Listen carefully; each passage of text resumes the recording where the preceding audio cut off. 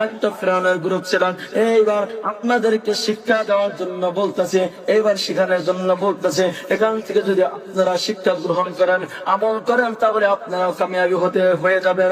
আল্লাহ পাক রব্বে কারীম ফেরাউনকে বারবার প্রস্তাব দিলেন, মুসাকে দিয়ে বারবার প্রস্তাব দিলেন। প্রথমে আল্লাহ পাক রব্বে কারীম ফেরাউনের কমকে এইবার ঝড় তুফান দিয়ে পানি দেয়া তাকে ক্ষতির মধ্যে ডুবাইয়া দিলেন। ক্ষতির মধ্যে ডুবানোর পর এইবার মুসাকে ধরলেন। মুসা রে,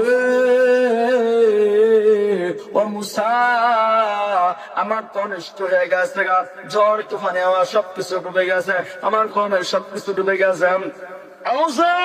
তোমার কাছে দোয়া করো, তোমার আল্লাহর কাছে দোয়া করো, আমার এই ধান খেতের পানি গোলা জানি কি হয়, শুকিয়ে যায় সঙ্গে সঙ্গে।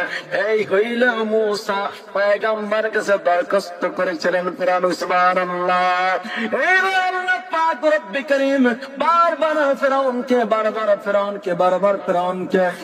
ফেরাউনের কাছে পাঠাইলে পরে এবার বলতেছে, ও ফেরাউন, আল্লাহর কাছে দোয়া করলা, তুমি সমাপ্ত হয়ে গেলা, এইবার আল্লাহর কালামটা গ্রহণ করো। আল্লাহর কালামটা গ্রহণ করে নাই, আল্লাহর সাথে নাফরমানি করলো। ফেরাউন বলে, মুসা রে, এখানেও তোমার জাদু কর। সত্যি কি জাদু? আওয়াজে বললে বলে না, সত্যি কি জাদু? আল্লাহ রাব্বুল আলামিন ডাকতে বলে, ও মুসা রে, আমি ফেরাউনকে আবার কিছুদিন পরে পরীক্ষা করব। ফেরাউনের কওমের ভিতরে কিছু গোত্র ছিল, নদী নালা ছিল।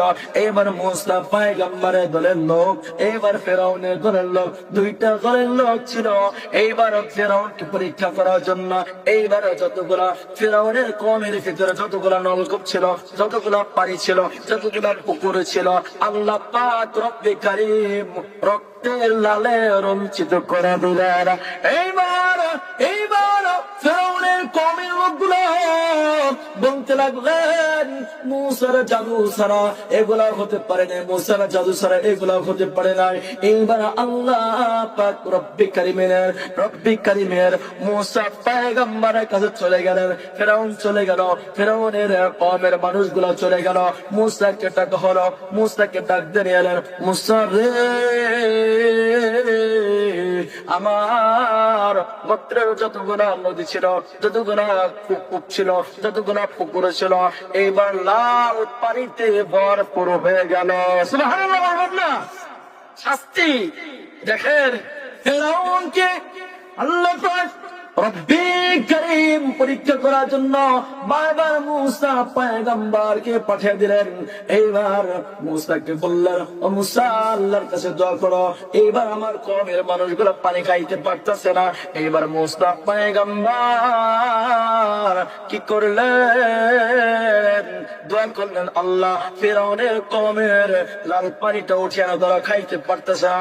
এইবার উঠিয়ে নিলেন। উঠিয়ে নেওয়ার পর বললো, আমরা কিছু কালেমা গ্রহণ করবো। কিছু মানুষ কালেমা গ্রহণ করলেন, আর কিছু মানুষ কালেমা গ্রহণ করলেন না। আবার কিছুদিন পর আল্লাহ পাক রব্বে কারীম তার কওমের ভিতরে ব্যাং ঢুকাইয়া দিলেন। কি দিলেন বলেন তো দেখি?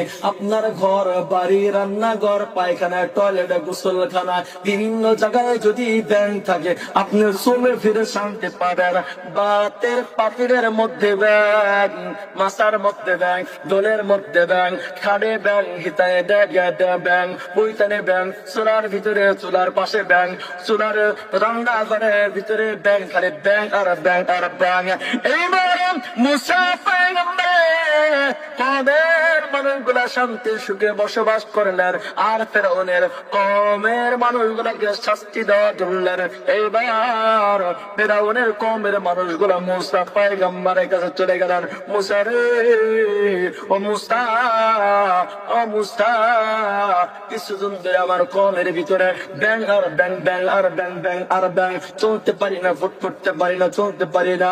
পাতিলের মধ্যে ব্যাং, খাতে ব্যাং, চকিতে ব্যাং, রান্নাঘরে ব্যাং, ঘরে ব্যাং, বিভিন্ন জায়গায় খালি ব্যাং আর ব্যাং।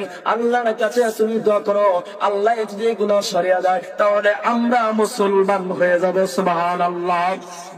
আল্লাহ পাক রব্বি কারীমের নবী মুসা পয়গম্বর আল্লাহ রব্বি কারীমের কাছে দোয়া করলেন, আল্লাহ তুমি এদের শাস্তিগুলো উঠিয়ে নাও।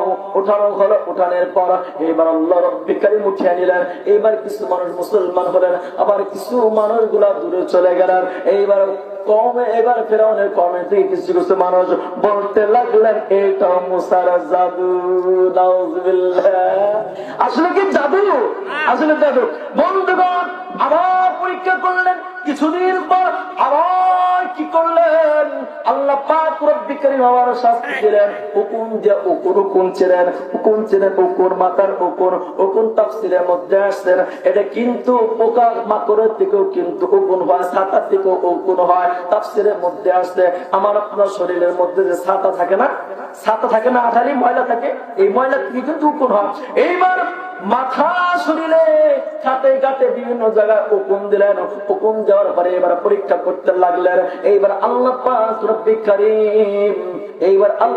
রব্বি কারীম মুসা পয়গম্বরের দ্বারা ফিরাউনকে বারবার সাবধান করালেন।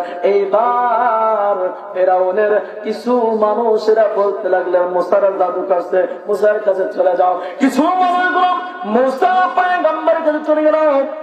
মুসা আল্লাহ তাআলার কাছে দোয়া করো, আমরা উকুনে থাকতে পারতেছি না। মুসা পয়গম্বর দোয়া করলেন, আল্লাহ এদেরকে শাস্তিটা উঠিয়ে নাও।